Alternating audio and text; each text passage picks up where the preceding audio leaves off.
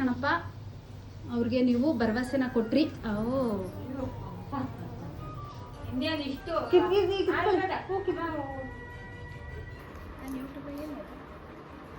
ಅದಕ್ಕೆ ನಾನು ವಿಡಿಯೋ ಓಡ್ತಿಲ್ಲ. ಬೇಡ್ವಾ? ನಿಮ್ಮಮ್ಮ ಹೋಗ್ಬಾರ್ದೇನೋ? ನಿಮ್ಮಮ್ಮ ಇಲ್ಲೂ ಎಲ್ಲ ಪೂಜೆ ಎಲ್ಲ ಆಯಿತು, ಇಲ್ಲಿ ಎಲ್ಲ ಪೂಜೆ ಆಯಿತು. ಮತ್ತೆ ಸಮಾಚಾರ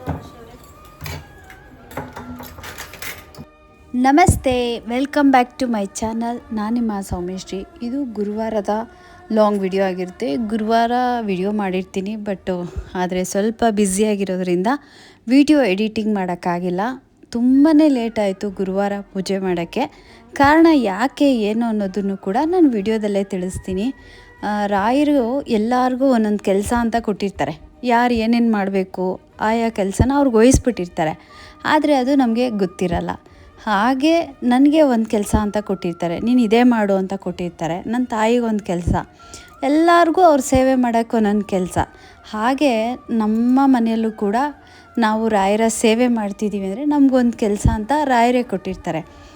ಗುರುವಾರ ಬೆಳಗ್ಗೆಯಿಂದನೂ ತುಂಬ ಕೆಲಸ ಇತ್ತು, ತುಂಬಾ ಬ್ಯುಸಿ ಇದ್ದೆ. ಹಾಗಾಗಿ ಪೂಜೆ ಮಾಡೋಕ್ಕೆ ಟೈಮೇ ಸಿಗ್ತಾ ಇರಲಿಲ್ಲ. ಸರಿ, ಸಾಯಂಕಾಲ ಒಟ್ಟಿಗೆ ಮಾಡ್ಕೊಳ್ಳೋಣ ಅಂತ ಹೇಳಿ ನಾನು ಸುಮ್ಮನೆ ಆದೆ. ಅದಾದಮೇಲೆ ಬೆಳಗ್ಗೆನೇ ಹೋಗಿ ಹೂವು ಎಲ್ಲ ತೊಗೊಂಡು ಬಂದೆ. ಆದರೆ ಬಾಳೆಹಣ್ಣು ತೊಗೋಬೇಕು ಅಂದ್ಕೊಂಡೆ, ಬಾಳೆಹಣ್ಣು ತೊಗೊಳಕ್ಕಾಗಿಲ್ಲ.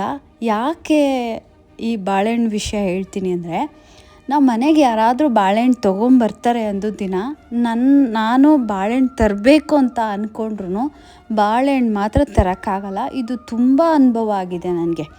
ನಾವು ಪೂಜೆಗೆ ಬಾಳೆಹಣ್ಣು ಇಲ್ಲ ಅಂತ ಅಂದಾಗ ಯಾರಾದರೂ ನಮ್ಮ ಮನೆಗೆ ಯಾವುದೋ ಒಂದು ರೂಪದಲ್ಲಿ ನಮ್ಮ ಮನೆಗೆ ಬಾಳೆಹಣ್ಣು ಬಂದೇ ಬರುತ್ತೆ. ಯಾರೋ ತಂದು ಕೊಡ್ತಾರೆ ಅಂತ ಅಂದಾಗ ನಾನು ಬಾಳೆಹಣ್ಣ ತಂದು ರಾಯರಿಗೆ ಇಡೋಕ್ಕಾಗೋದೇ ಇಲ್ಲ. ರಾಯರು ಬೇರೆಯವ್ರಿಗೆ ವಹಿಸ್ಬಿಟ್ಟಿರ್ತಾರೆ. ಇವತ್ತು ನನ್ನ ಪೂಜೆಗೆ ಇವರೇ ತಂದು ಕೊಡಬೇಕು ಹಣ್ಣು, ಇವರೇ ತಂದು ಕೊಡಬೇಕು ಅನ್ನೋದು ವಹಿಸಿರ್ತಾರೆ. ಹಾಗೆ ನಮ್ಮ ಮನೆಗೆ ಆಶೋರು ಬಂದಾಗ ತುಳಸಿ ಮತ್ತು ಹೂವು ಎಲ್ಲ ತೊಗೊಂಡು ಬಂದಿದ್ದರು, ಮತ್ತು ಅದ್ರ ಜೊತೆ ಬಾಳೆಹಣ್ಣು ತೊಗೊಬಂದಿದ್ರು. ಆವಾಗ ನಾನು ಡೈರೆಕ್ಟ್ ಹೇಳೇಬಿಟ್ಟೆ, ನೋಡಿ ಬೆಳಗ್ಗೆಯಿಂದನೂ ನಾನು ಬಾಳೆಹಣ್ಣು ತರಬೇಕು ಅಂತ ತುಂಬ ಟ್ರೈ ಮಾಡಿದೆ, ಆದರೆ ಆಗಲಿಲ್ಲ. ರಾಯರು ನಿಮ್ಮ ಕಡೆಯಿಂದನೇ ತರಿಸಿದಾರಲ್ಲ, ಅದಕ್ಕೆ ನನಗೆ ಸ್ಟಾಪ್ ಮಾಡಿದ್ರು ಅಂತ ಹೇಳಿದೆ. ಹೌದಲ್ವಾ, ನಿಜ ಅಂದರು. ಅದಾದಮೇಲೆ ನಮ್ಮ ಮನೆಯಲ್ಲಿ ರಾಯರ ಬೃಂದಾವನ ಇದೆ. ಬೃಂದಾವನಕ್ಕೆ ಅಷ್ಟು ಶಕ್ತಿ ಬರುತ್ತೆ ಅನ್ನೋದು ನಿಜವಾಗ್ಲೂ ನಂಗೆ ಗೊತ್ತಿರಲಿಲ್ಲ. ನಾನು ಇಲ್ಲೇ ಬೆಂಗಳೂರಲ್ಲೇ ಬೃಂದಾವನನ ನಾನು ತೊಗೊಂಡು ಬಂದಿದ್ದು. ಪೂಜೆ ಮಾಡ್ತಾ ಮಾಡ್ತಾ ಮಾಡ್ತಾ ಮಾಡ್ತಾ ನಿಜವಾಗ್ಲೂ ಒಂದು ಎನರ್ಜಿನೇ ಕನೆಕ್ಟ್ ಆಗಿಬಿಟ್ಟಿದೆ. ಬೃಂದಾವನದಿಂದನೂ ಕೂಡ ತುಂಬ ಸಲ ಹೂವು ಆಗಿದೆ, ಹೂವು ಕೊಟ್ಟಂತೆ ತುಂಬ ಕೆಲಸಗಳು ನಡೆದಿದೆ. ಹೌದಲ್ವಾ? ಯಾರೋ ಕೇಳಿದ್ರು ಇವತ್ತು ನನಗೆ, ಹೂವು ಬಲಭಾಗ ಬಿದ್ದರೇನು ಎಡಭಾಗ ಬಿದ್ದರೇನು ಅಂತ ಕೇಳಿದರು. ಅವ್ರಿಗೂ ಕೂಡ ನಾನು ಈ ವಿಡಿಯೋ ಮುಖಾಂತರ ತಿಳಿಸ್ಕೊಡ್ತೀನಿ. ತುಂಬ ಜನಕ್ಕೆ ಒಂದು ಡೌಟ್ಸ್ ಇದೆ. ಏನಪ್ಪ ಆ ಡೌಟ್ ಅಂದರೆ, ರಾಘವೇಂದ್ರ ಸ್ವಾಮಿಗಳು ಬಲಗಡೆ ಹೂ ಕೊಟ್ಟರೆ ಒಳ್ಳೆಯದಾಗುತ್ತೆ, ಎಡಗಡೆ ಕೊಟ್ಟರೆ ಏನಾಗುತ್ತೋ ಏನೋ ಅನ್ನೋದು ಒಂದು ತಲೆಯಲ್ಲಿ ಕೂತ್ಕೊಂಡ್ಬಿಟ್ಟಿರುತ್ತೆ, ತುಂಬ ಜನಕ್ಕೆ ಕೂತಿರುತ್ತೆ.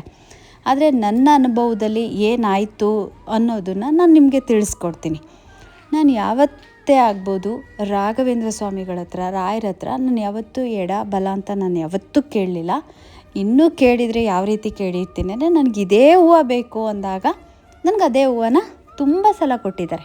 ಒಂದು ಸಲ ಎರಡು ಸಲ ಅಲ್ಲ, ತುಂಬ ಸಲ ನನಗೆ ಪ್ರಸಾದನ ಕೊಟ್ಟಿದ್ದಾರೆ. ಹಾಗೆ ತುಂಬ ಜನಕ್ಕೆ ಏನಾಗ್ಬಿಟ್ಟಿದೆ ಅಂದರೆ, ಬಲಭಾಗ ಕೊಟ್ಟಾಗ ಒಳ್ಳೆಯದಾಗ್ಬಿಡುತ್ತೆ, ಎಡಭಾಗ ಕೊಟ್ಟರೆ ಕೆಟ್ಟದಾಗುತ್ತೆ ಅನ್ನೋದು ತಲೆಯಲ್ಲಿ ಕುತ್ಕೊಂಡಿದೆ. ಹಾಗೆಲ್ಲ ಅಂದ್ಕೊಳ್ಳೇಬಾರ್ದು. ನೀವು ಹೆಂಗೆ ಕೊಟ್ಟರು ಪ್ರಸಾದನೇ. ನಮಗೆ ಈ ಕೆಲಸ ಆಗಬೇಕು ರಾಯರೇ, ಇದು ನಮಗೆ ಮಾಡಿಕೊಡಿ, ನಡ್ಸ್ಕೊಡಿ, ನನಗೆ ಹಾಗೆ ಆಗುತ್ತೆ, ನಾನು ಇದ್ದೀನಿ, ನಾನು ಮಾಡಿಕೊಡ್ತೀನಿ ಅನ್ನೋದಾದರೆ ಯಾವುದೋ ಒಂದು ಭಾಗದಿಂದ ನಿಮ್ಮ ಅಪ್ಪಣೆ, ನಾನು ಇದ್ದೀನಿ ಅಂತ ಒಂದು ಧೈರ್ಯ ಬೇಕು. ನನಗೆ ಧೈರ್ಯ ಇಲ್ಲ, ನನಗೆ ನೀವು ಪ್ರಸಾದ ಕೊಟ್ಟರೆ ಅದೇ ನನಗೆ ಧೈರ್ಯ ಅಂತ ನೀವು ಕೇಳಬೇಕು. ನೀವೇನು ಮಾಡ್ತೀರಾ, ಬಲಭಾಗ ಕೊಡಪ್ಪ, ನಾನೇನೋ ಅಂದ್ಕೊಂಡಿದ್ದೀನಿ, ಅದಾಗುತ್ತಾ ಇಲ್ವಾ ಅಂತ ನೀವು ಕೇಳ್ತೀರಾ. ಅಲ್ಲೇನಾಗ್ಬಿಡುತ್ತೆ, ಎಡಭಾಗ ಹೂವು ಕೊಟ್ಬಿಡ್ತಾರೆ. ಅಲ್ಲಿ ಕೊಟ್ಟಾಗ ನಾವು ಅಂದ್ಕೊಂಡಿರೋದು ಆಗಿಲ್ಲ, ನಡೆದಿಲ್ಲ ಅಂತ ನೀವು ಅಂದ್ಕೋತೀರ. ಇದಕ್ಕೆ ನಾನು ಉತ್ತರ ಕೊಡ್ತಾಯಿದ್ದೀನಿ ನೋಡಿ. ಏನಪ್ಪ ಅಂತ ಅಂದರೆ, ನೀವು ಹೂವನ್ನು ಇಡಬೇಕಾದ್ರೆ ನೀವು ಏನೂ ಕೇಳಬಾರ್ದು.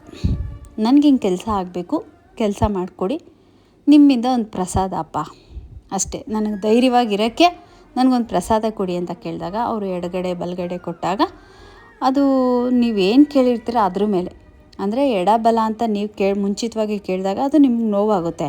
ನೀವೇನೂ ಕೊಡದಂತೆ ನಿಮ್ಮ ಪ್ರಸಾದಪ್ಪ, ನೀನು ಹೆಂಗೆ ನಡೆಸ್ತೀಯ ಹಂಗೆ ನಡೀತೀನಿ, ಎಲ್ಲ ನಿನ್ನ ಮೇಲೆ ಭಾರ, ನಿನ್ನ ಪಾದಕ್ಕೆ ಹಾಕಿದ್ದೀನಿ, ನೀನೇನು ಮಾಡ್ತೀಯೋ ಬಿಡ್ತೀಯೋ ಅದು ನಿನಗೆ ಬಿಟ್ಟಿದ್ದು ಅಂತ ಹೇಳ್ಬಿಟ್ಟು ಕೂತ್ಕೋಬೇಕು ಹೂವು ಕೇಳೋಕ್ಕೆ. ಕೂತ್ಕೊಂಡಾಗ ಏನಾಗುತ್ತೆ, ಅವರು ಪ್ರಸಾದನ ಕೊಡ್ತಾರೆ. ಎಡಭಾಗ ಕೊಡ್ತಾರೋ ಬಲಭಾಗ ಕೊಡ್ತಾರೋ ಯಾವುದೇ ಒಂದು ಭಾಗ ಕೊಟ್ಟರು ಅದು ರಾಘವೇಂದ್ರ ಸ್ವಾಮಿಗಳೇ ಕೊಟ್ಟಿರೋದು. ರಾಯರು ಕೊಟ್ಟಿದ್ದಾರೆ ಅಂದರೆ ನಾವು ತುಂಬ ಖುಷಿ ಪಡಬೇಕು. ನಾವು ಅಂದ್ಕೊಂಡಿರೋ ಕೆಲಸ ಆಗುತ್ತೆ ಅಂತ ನಾವು ಅಂದ್ಕೋಬೇಕು, ಇದ್ದಾರೆ ನಮ್ಮ ಜೊತೆ ರಾಯರು ಅಂತ. ಹಾಗೆ ಮೊನ್ನೆ ಒಬ್ಬರು ನನಗೆ ವಾಯ್ಸ್ ಮೆಸೇಜ್ ಕಳಿಸಿದ್ರು, ಇದ್ರ ಬಗ್ಗೆ ಏನು ಹೇಳಲೇ ಇಲ್ಲ ಅಕ್ಕ ಅಂತ. ಅದಕ್ಕೋಸ್ಕರ ನಾನು ಈ ವಿಡಿಯೋನ ಮಾಡ್ತಾಯಿದ್ದೀನಿ. ಮತ್ತು ಇನ್ನೊಂದೇನಪ್ಪ ಅಂದರೆ, ಆಕಸ್ಮಿಕವಾಗಿ ನೀವು ಹೂವನ್ನ ಕೇಳ್ತಾ ಇರ್ತೀರ, ನನಗಾಗೋ ಕೆಲಸಕ್ಕೆ ಬಲಭಾಗ ಕೊಡು, ಆಗಲ್ಲ ಅಂದರೆ ಎಡಭಾಗ ಕೊಡು ಅಂತ ಕೇಳಿರ್ತೀರ. ಇಲ್ಲ ಏನೂ ಕೇಳಿರಲ್ಲ, ನನಗೆ ಬಲಭಾಗನೇ ಕೊಡಪ್ಪ ಅಂತ ಕೇಳಿರ್ತೀರ, ಮಿಸ್ಸಾಗಿ ಎಡಭಾಗದಲ್ಲಿ ಹೂವು ಆಗಿಬಿಡುತ್ತೆ. ಹಂಗೇನಾರು ಆದಾಗ ಒಂದೊಂದು ತಿಳ್ಕೊಳ್ಳಿ, ನೀವೇನು ಕೆಲಸ ಮಾಡಬೇಕು, ನೀವೇನು ಅಂದ್ಕೊಂಡಿದ್ದೀರ ಅದು ಸ್ವಲ್ಪ ನಿಧಾನ ಆಗುತ್ತೆ, ವಿಳಂಬ ಸ್ವಲ್ಪ ನಿಧಾನ ಆಗುತ್ತೆ. ಹಾಗಾಗಿ ಒಂದು ಸ್ವಲ್ಪ ದಿವಸ ಏನೂ ಮಾಡೋಕ್ಕೆ ಹೋಗಬೇಡ, ಸುಮ್ಮನೆ ಇರು, ಅದಕ್ಕೆ ನಾನು ದಾರಿ ಕೊಡ್ತೀನಿ ಅಂತ ರಾಯರು ನಿಮಗೆ ಎಡಭಾಗದಲ್ಲಿ ಹೂವು ಕೊಡ್ತಾರೆ. ಅಂದರೆ ನೀವು ಬಲಭಾಗ ಎಡಭಾಗ ಅಂತ ಇಟ್ಕೊಂಡಾಗ ಮಾತ್ರ ಅದಕ್ಕೆ ಆ ರೀತಿ ಉತ್ತರ ಸಿಗುತ್ತೆ. ಬೈ ಚಾನ್ಸ್ ನೀವು ಏನೂ ಕೇಳಿದೆ, ಅಪ್ಪ ನನಗೆ ಈ ಕೆಲಸ ಆಗಬೇಕು, ನಿಮ್ಮ ಮೇಲೆ ಹೂವು ಇಟ್ಟಿದ್ದೀನಿ, ನನಗೆ ಮಾಡಿಕೊಡ್ತೀರಾ, ಅದಾಗುತ್ತೆ ಅಂದರೆ ಪ್ರಸಾದ ಕೊಡಿ, ಇಲ್ಲ ಅಂದರೆ ತುಂಬ್ದಂಗೆ ಕೂತ್ಕೊಳ್ಳಿ ಅಂತ ಈ ಥರ ಒಂದು ಪ್ರಶ್ನೆ ಕೇಳಿ. ಈ ಥರ ಕೇಳಿದಾಗ ನಿಮ್ಮ ಕೆಲಸ ಆಗುತ್ತೆ, ನಡೆಸ್ಕೊಟ್ಟೇ ಕೊಡ್ತಾರೆ ಅನ್ನೋದಾದರೆ ನಿಮಗೆ ಪ್ರಸಾದನ ಕೊಡ್ತಾರೆ. ಆಗಲ್ಲ ಅನ್ನೋದಾದರೆ ಏನು ಮಾಡ್ತಾರೆ, ನೀವೆಷ್ಟೇ ಹೊತ್ತು ಕೂತ್ಕೊಂಡ್ರು, ನೀವು ಒಂದು ವಾರ ಬಿಟ್ಟು ಹೂವು ನೋಡಿದ್ರೂ ಅದು ಅಲ್ಲೇ ಕೂತಿರುತ್ತೆ. ಹೂವು ಯಾವುದೇ ಕಾರಣಕ್ಕೂ ಕೆಳಗಡೆ ಪ್ರಸಾದ ಆಗಲ್ಲ. ಇದು ನನ್ನ ಅನುಭವದ ಮಾತು, ನಿಮಗೆ ಹೇಳ್ತಾ ಇದ್ದೀನಿ. ನನಗೆ ತಿಳಿರುವಷ್ಟು ನಾನು ನಿಮಗೆ ತಿಳಿಸ್ತಾ ಇದ್ದೀನಿ. ಇದರಲ್ಲಿ ನನಗೆ ಗೊತ್ತಿರುವಷ್ಟು ನಾನು ರಾಯರ ಸೇವೆ ಮಾಡ್ತಾಯಿದ್ದೀನಿ. ನಾನು ತುಂಬಾ ತಿಳ್ಕೊಂಡಿದ್ದೀನಿ, ತುಂಬ ದೊಡ್ಡವಳು ಅಂತ ಏನೂ ಇಲ್ಲ. ನಾನು ಕೂಡ ಬೇರೆಯವರಿಂದನೂ ತುಂಬ ಕಲ್ತಿದ್ದೀನಿ. ಬೇರೆಯವ್ರು ಪೂಜೆ ಮಾಡೋದನ್ನು ಕೂಡ ನಾನು ನೋಡ್ತೀನಿ, ಅವ್ರ ಹತ್ರನೂ ಕೂಡ ನಾನು ತಿಳ್ಕೊಳ್ಳೋಕ್ಕೆ ಟ್ರೈ ಮಾಡ್ತೀನಿ. ಹಾಗೆ ಈ ಥರ ಇರೋದ್ರಿಂದ ಬಲಭಾಗ ಎಡಭಾಗ ಅಂತ ಯಾವತ್ತೂ ಕೇಳಬೇಡಿ. ನೀವು ಹೆಂಗೆ ಕೊಟ್ಟರು ಅದು ಪ್ರಸಾದಪ್ಪ, ನಿಮ್ಮ ಮೇಲೆ ನಂಬಿಕೆ ಇಟ್ಟಿದ್ದೀನಿ, ಸಂಪೂರ್ಣ ನಂಬಿಕೆ ನಿಮ್ಮ ಮೇಲಿದೆ, ನೀವೇ ನಂಗೆ ದಾರಿ ಕೊಡಬೇಕು ಅಂತ ಹೇಳಿ ಈ ರೀತಿಲಿ ನೀವು ಹೂವು ಪ್ರಸಾದನ ಕೇಳಿ, ಖಂಡಿತ ಪ್ರಸಾದ ಆಗುತ್ತೆ. ಬೇರೆಯವ್ರು ಯಾರೋ ಹೂವು ಕೇಳ್ತಾರೆ ಅಂತ ಹೇಳ್ಬಿಟ್ಟು ಹೂವು ಕೇಳ್ಕೊಡಿ ನನಗೆ ಅಂತ ನೀವು ಯಾವತ್ತೂ ಕೇಳೋಕ್ಕೆ ಹೋಗ್ಬಿಡಿ. ಎಲ್ಲರೂ ಹೇಳ್ತಾರೆ, ನಾನು ರಾಯರು ಮಕ್ಕಳು, ನಾನು ರಾಯರು ಪೂಜೆ ಮಾಡ್ತೀನಿ, ರಾಯರು ಸೇವೆ ಮಾಡ್ತೀನಿ ಅಂದಮೇಲೆ ನಿಮ್ಗೆ ಯಾಕೆ ಹೂವು ಕೊಡಲ್ಲ, ನಿಮ್ಗೆ ನಂಬಿಕೆನೇ ಇಲ್ಲ ಅಂತ ನಾನು ಹೇಳ್ತೀನಿ. ನೀವು ರಾಯರು ಸೇವೆ ಮಾಡೋರು, ಪೂಜೆ ಮಾಡೋರು, ನಿಮಗೆ ಹೂವು ಕೊಡಲ್ಲ ಅಂದರೆ ನಿಮ್ಗೆ ನಂಬಿಕೆನೇ ಇಲ್ಲ. ನಂಬಿಕೆ ಇಟ್ಕೊಂಡು ಕೂತ್ಕೊಳ್ಳಿ, ಇವತ್ತು ಹೂವು ಕೊಟ್ಟೇ ಕೊಡ್ತಾರೆ ಅಂತ ಕೂತ್ಕೊಳ್ಳಿ, ಅದು ಹಾಗೇ ಆಗುತ್ತೆ. ನೀವು ಕೊಡಲ್ಲ, ಅಯ್ಯೋ ನಮಗೆಲ್ಲ ಕೊಡಲ್ಲ, ಅವರೆಲ್ಲ ಹೂವು ಎಲ್ಲ ಜೋರಾಗಿ ಮುಡಿಸ್ತಾರೆ, ಅವ್ರು ಏನೋ ಪೂಜೆ ಮಾಡಿಬಿಡ್ತಾರೆ, ಅವ್ರಿಗೆ ಕೊಡ್ತಾರೆ, ಅದೇನೂ ಇಲ್ಲ. ನಾನು ನಿಮ್ಮ ಥರನೇ ಪೂಜೆ ಮಾಡೋದು, ನನಗಿಂತ ನೀವೆಲ್ಲರೂ ಚೆನ್ನಾಗೇ ಮಾಡ್ತೀರ, ನಾನು ನೋಡಿದ್ದೀನಿ. ನೀವು ಅಂದ್ಕೋಬೋದು ನಾನೇನೂ ಮಾಡಲ್ಲ, ನನ್ನ ಮನಸ್ಸಿಗೆ ನನ್ನ ಆತ್ಮಕ್ಕೆ ಸಮಾಧಾನ ಆಗೋಷ್ಟು ಹೂವು ತಂದಿಡ್ತೀನಿ, ತುಪ್ಪ ದೀಪ ಹಚ್ತೀನಿ. ಅಲಂಕಾರ ಮಾಡುವಾಗಂತೂ ನಾನು ನಿಜವಾಗ್ಲೂ ತುಂಬ ಸಮಾಧಾನದಿಂದ, ನೆಮ್ಮದಿಯಿಂದ, ಯಾವುದೇ ರೀತಿ ಟೆನ್ಷನ್ ಇಟ್ಕೊಳ್ಳಲ್ಲ, ಯಾರ ಬಗ್ಗೆನೂ ಯೋಚನೆ ಮಾಡಲ್ಲ. ನಾನಾಯಿತು ರಾಯರು ಆಯಿತು ಅಷ್ಟೇ, ಸಮಾಧಾನದಿಂದ ನೆಮ್ಮದಿಯಿಂದ ಪೂಜೆ ಮಾಡ್ತೀನಿ. ಆ ಸಮಾಧಾನ ನೆಮ್ಮದಿ ಸಿಗೋದೇ ನನಗೆ ಆ ಟೈಮಲ್ಲೇ. ನಾನು ಯಾವುದ್ರ ಬಗ್ಗೆ ಚಿಂತೆನೇ ಮಾಡಲ್ಲ. ನನಗೆ ಅಲಂಕಾರ ರಾಯರನ್ನ ಫಸ್ಟ್ ಕೇಳ್ತೀನಿ, ನಾನು ಹೇಗೆ ಅಲಂಕಾರ ಮಾಡಬೇಕು ಅನ್ನೋದು ನಂಗೆ ಗೊತ್ತಿಲ್ಲ, ನೀವೇ ನನಗೆ ಮನ್ಸಿಗೆ ಕೊಡಬೇಕು ಅಂತೀನಿ. ಹಂಗಂದಾಗ ಅವ್ರು ಮನ್ಸಿಗೆ ಕೊಡ್ತಾರೆ, ಮನ್ಸಿಗೆ ಕೊಟ್ಟಾಗಲೇ ನಾನು ಮಾಡೋದು. ತುಂಬ ಜನಕ್ಕೆ ಕೆಲವೊಂದು ಡೌಟ್ಸ್ ಇರುತ್ತೆ, ಅದು ಹೆಂಗೆ ಏನೋ ಅನ್ನೋ ಥರ ಕೆಲವೊಂದು ವಿಷಯಗಳನ್ನ ನಾನು ಕೂಡ ಕೇಳಿದ್ದೀನಿ. ನಿನ್ನೆ ನಮ್ಮನೇಲಾದಂಥ ಗುರುವಾರ ಅನುಭವ ಏನಂದರೆ, ಪ್ರೆಗ್ನೆಂಟ್ ಲೇಡಿ, ಅವ್ರಿಗೆ ಯಾವುದೇ ರೀತಿ ತೊಂದರೆ ಆಗಬಾರ್ದು, ಒಳ್ಳೆಯದಾಗಲಿ, ಹೆರಿಗೆ ಚೆನ್ನಾಗಾಗಲಿ ಅಂತ ನಾವು ರಾಯರ ಹತ್ರ ಕೇಳಿ ಹೂವನ್ನ ಇಟ್ಟಿವಿ. ಇಲ್ಲೇ ಇಟ್ಟಾಗ ಎಷ್ಟೊತ್ತಾದರೂ ಹೂವು ಕೊಟ್ಟಿಲ್ಲ. ನಾನು ಯಾಕೆ ಕೊಟ್ಟಿಲ್ಲ, ಅದು ಪ್ರೆಗ್ನೆಂಟು ಲೇಡಿಗೆ ರಾಯರು ಯಾಕೆ ಕೊಡ್ತಿಲ್ಲ ಅಂತ ಎಲ್ಲ ಒಂದು ಕಡೆ ನನ್ನ ಮನಸ್ಸಲ್ಲಿ ನನಗೆ ತಳಮಳ ಸ್ಟಾರ್ಟ್ ಆಯಿತು. ಯಾಕೆಂದರೆ ಅವ್ರು ಬಂದು ಅಲ್ಲಿ ಕೂತ್ಕೊಂಡಿದ್ದಾರೆ ಪಾಪ, ಅವರು ಪ್ರೆಗ್ನೆಂಟ್ ಲೇಡಿಗೋಸ್ಕರ ಆ ಹುಡುಗಿ ಏನೋ ಸ್ವಲ್ಪ ಭಯ ಬೀಳ್ತಾಯಿತ್ತು. ಇನ್ನೊಂದು 15 ದಿನನೇನೋ ಇದೆ ಡೇಟು. ಹಂಗಾಗಿ ಸ್ವಲ್ಪ ಅವರು ಭಯ ಬಿದ್ದಿದ್ದರು. ಸರಿ ರಾಯರ ಹತ್ರ ಅವರು ಹೂವು ಪ್ರಸಾದನ ಕೇಳ್ತಾಯಿದ್ರು. ಕೇಳ್ಕೊಂಡಾಗ ತುಂಬ ದೂರದವ್ರೇನಲ್ಲ, ನಮಗೆ ತುಂಬ ಹತ್ರದವರು. ಹಂಗಾಗಿ ಅವ್ರು ಕೇಳಬೇಕು ಅಂತಲೂ ಕೂಡ ಅವರು ಅಂದ್ಕೊಂಡಿರಲಿಲ್ಲ. ಅದು ರಾಯರೇ ಅವ್ರನ್ನ ಕರೆಸ್ಕೊಂಡಿತ್ತು. ಆ ಟೈಮಲ್ಲಿ ಹೂವು ಕೇಳ್ತಾ ಇದ್ದಾಗ ಕೊಟ್ಟೇ ಇಲ್ಲ. ಎಲ್ಲ ವಿಷಯಕ್ಕೂ ಬೇಗ ಆಗುತ್ತೆ, ಯಾಕೆ ಹಿಂಗೆ ಆಗ್ಬಿಡ್ತಲ್ಲ ಅಂತ ನಾನು ಕೂಡ ಅಂದ್ಕೊಂಡೆ. ಆಗ ರಾಯರು ನನ್ನ ಮನಸ್ಸಿಗೆ ಕೊಟ್ಟಿದ್ದು ಒಂದು ಸೀರೆ ಕೊಡು ಅಂತ. ನನ್ನ ಮನಸ್ಸಿಗೆ ಟಕ್ ಅಂತ ಕೊಟ್ಟರು. ಆಗ ನಾನು ಹೌದಲ್ವಾ ಅಂದ್ಕೊಂಡು ನಾನೇನು ಮಾಡಿದೆ, ರಾಯರ ಹತ್ರ ಹೇಳಿದೆ, ಅಪ್ಪ ನೀವು ನನ್ನ ಮನಸ್ಸಿಗೆ ಕೊಟ್ರಿ, ಅವ್ರಿಗೆ ಸೀರೆ ಕೊಡು ಅಂತ. ಹಾಗಾಗಿ ತುಂಬಿರೋ ಗರ್ಭಿಣಿಗೆ ನಾನು ನಮ್ಮ ರಾಘವೇಂದ್ರ ಅಂದರೆ ನಮ್ಮ ರಾಯರ ಪ್ರಸಾದ ಅಂತ ಅವ್ರಿಗೆ ಸೀರೆ ಕಳಿಸ್ತೀನಪ್ಪ, ಆಯಿತು ಅಂತ ಇಷ್ಟು ಅಂದ್ಬಿಟ್ಟು ಕ್ಯಾಮ್ರಾನ ನಾನೇನು ಮಾಡಿದೆ, ಅಲ್ಲಿ ನಮ್ಮ ಹುಡುಗಿ ಇತ್ತು, ನಮ್ಮ ಹುಡುಗಿ ಕೈಗೆ ಕೊಟ್ಟೆ, ತಗೋಪ್ಪ ವಿಡಿಯೋ ಮಾಡು ಅಂತ. ನಾನು ಹಂಗೆ ಅಂದ್ಬಿಟ್ಟು ಅವರೆಲ್ಲರೂ ಇದ್ದಾರೆ, ಅವ್ರ ಮುಂದೆನೇ ನಾನು ಮಾತಾಡಿದೆ. ನಾನು ಯಾರೇ ಇದ್ದರೂ ಹಿಂದೆ ಮುಂದೆ ಮಾತಾಡಲ್ಲ, ಮನ್ಸಲ್ಲಿ ಕೇಳಲ್ಲ. ಏನೇ ಇದ್ದರೂ ರಾಯರನ್ನ ಜೋರಾಗೇ ಮಾತಾಡ್ತೀನಿ ರಾಯರ ಹತ್ರ. ಕೆಲವರು ತಪ್ಪಾಗಿ ತಿಳ್ಕೊಬೋದೇನಿಲ್ಲ, ನಾನು ಮಾತಾಡೋದು ರಾಯರಿಗೆ ಇಷ್ಟ ಆಗಿದೆ. ನಾನು ಹೆಂಗೆ ಮಾತಾಡಬೇಕು ಅನ್ನೋದು ರಾಯರೇ ನನಗೆ ಹೇಳ್ಕೊಟ್ಬಿಟ್ಟಿದ್ದಾರೆ. ಹಾಗಾಗಿ ನಾನು ಹಾಗೆ ಮಾತಾಡ್ತೀನಿ ರಾಯರ ಹತ್ರ. ಆಗ ಹುಡುಗಿ ಕೈಗೆ ನಾನು ಫೋನ್ ಕೊಟ್ಬಿಟ್ಟು ಪಾಸಾಗಿ ಹೋಗಿ ಸೀರೆನ ಟಚ್ ಮಾಡಿದ ತಕ್ಷಣ ಹೂವು ಆಗೋಯ್ತು.